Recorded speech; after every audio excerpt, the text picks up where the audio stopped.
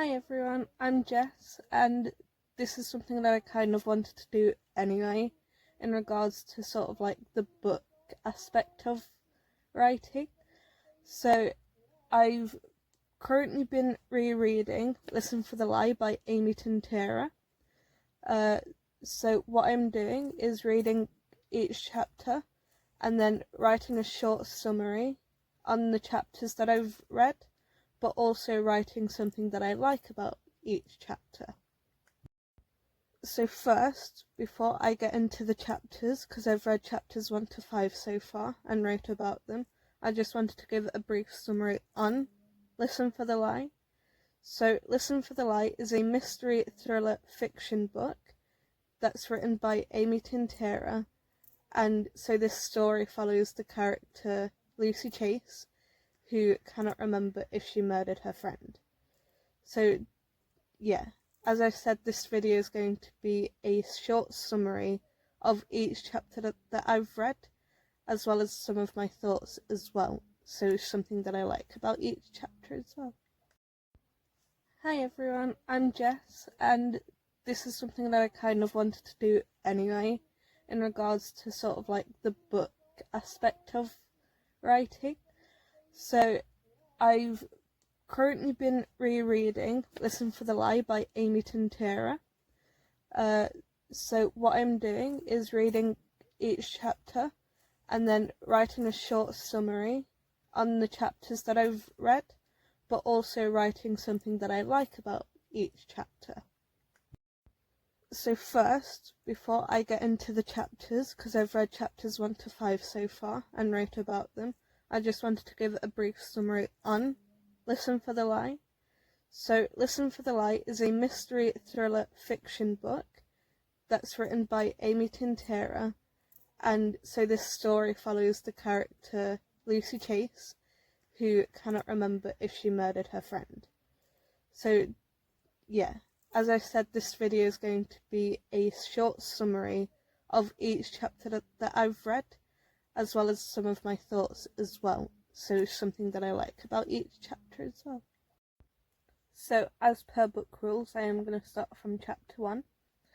So chapter 1 is a short yet informative chapter, and it's 4 pages long, which despite the 4-page length, it still somehow manages to provide a decent amount of information about not only Lucy, but also what you're expecting to come from the rest of the book. So something that I do like is the ending of the first line in the first chapter, which is, "So I'm buying a chicken," since it can throw someone off guard, because I know that when I first read it, it threw me off guard, and it kind of threw me off guard now because it's been a while since I'd read Listen for the Lie, mostly because I had a bit of a break from reading because I'd read a lot. And I think it's also great in a way because it can add sort of that humour to a somewhat serious book as well. Not only that, it is also in a way out of pocket as well, because you wouldn't expect something like "So I'm buying a chicken" to be in a book, especially the ending of the first line. But I feel like chapter 1 is a great sort of gateway into not only letting you get to know about Lucy, but the potentialness of what's about to happen in the rest of the book. So just sort of like end the summary for chapter 1, I would say, again, despite the length of the chapter, because again it is only 4 pages long, you do get a decent amount of information in just 4 pages. But I do also really like the last line that Lucy says, which is "The truth doesn't matter." So I feel like that just makes the reader wanting more from the book, just so they can read on further to get that extra information of like, but why doesn't the truth matter anymore to Lucy? So next I want to talk about chapter 2, and it is slightly longer than chapter 1, since it goes from pages 5 to 11. but it also provides us more information about Lucy, but also more information on her dead friend Savannah. But Savannah does get called Savvy by those closest to her. So in chapter 2 we do also get an introduction to the Listen for the Lie podcast, which obviously is what the book is called. So apart from being introduced to the podcast, we get introduced to the host of the podcast, Ben Owens, but we also get introduced to Savvy's younger sister Harper and Lucy's boyfriend Nathan. So Ben is the host of the Listen for the Lie podcast, and he's wanting to solve who murdered Savannah. And Harper does give some information about the day that Savannah was murdered, but it's not a lot. But apart from that, we do get a sort of insight of how Nathan is since he's with Lucy. So he seems very absorbed, full of himself, but also very nervous about being with Lucy. So obviously at the end of chapter 2 we get an insight of the murder, which I really love, that we got sort of a first look of the murder and what we know so far based from what Harper had said. So chapter 3, it's a decent length, but we do get introduced to Lucy's grandma Beverly, who, despite it being over the phone, we still get introduced to Lucy's grandma. But also in chapter 3 you get a more insight of how the murder of Lucy's friend affected Lucy in the long run, especially with these murderous tendencies that she thinks of occasionally, and that's the first time you get introduced to Lucy and her murderous tendencies and her murderous thoughts. But obviously the first time you experience that is Lucy thinking of murdering a stranger, which also it's concluded that these thoughts have happened after Savannah's death as well. So there does seem to be some evidence to prove that Lucy had murdered her friend, yet Lucy cannot remember if she had murdered her own best friend or not. But these thoughts make it believable that she did murder her friend. But also circling back to Lucy's grandma, even though the introduction to Lucy's grandma is quite short, we get the idea that she's witty and quite humorous and can somehow put a smile on someone's face. But despite the allegations, Lucy's grandma still loves Lucy and considers Lucy the favourite grandchild.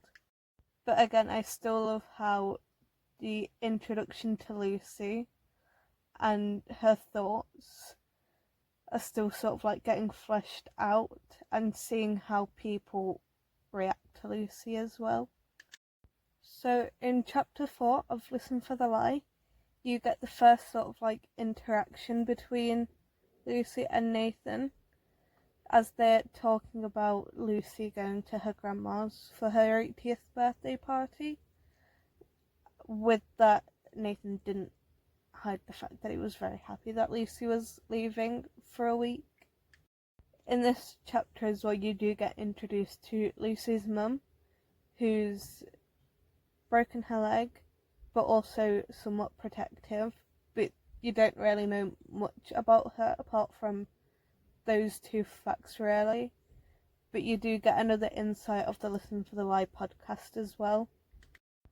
So during the podcast you get introduced to someone called Norma, who gives Ben some tips on where to go, but she also gives her input on the murder case of Savannah, and she does think that it was Lucy. So something I love about this chapter is that it gives you an insight of Lucy and more of an insight of like the difference between her having to go back to her hometown for her grandma's 80th birthday, since everyone in her hometown thinks Lucy murdered her friend. finally, I want to talk about chapter 5 for Listen for the Lie. So you do get a brief introduction to Lucy's dad in this chapter, and he seems seemingly nervous and skeptical, but what I'm drawing it down to is his own daughter, Lucy, potentially being a murderer, and her going back to her hometown. So in this chapter you do also get a more detailed breakdown of the aftermath of the murder. So you have two witnesses on the podcast who describe what they saw during their time going through the area where Savvy had been found and obviously had been murdered. But also you get an insight to what Lucy was like after the murder as well. But not only that, you do get a slight description of what Lucy's grandma's house looks like, and she says, or Lucy says, that it hasn't changed since she was younger. But also you get more of an insight to what Lucy's murderous thoughts are like, and how it just doesn't affect her murdering strangers. It affects her murdering people close to her as well. Even though she doesn't act out on these tendencies, she only thinks them.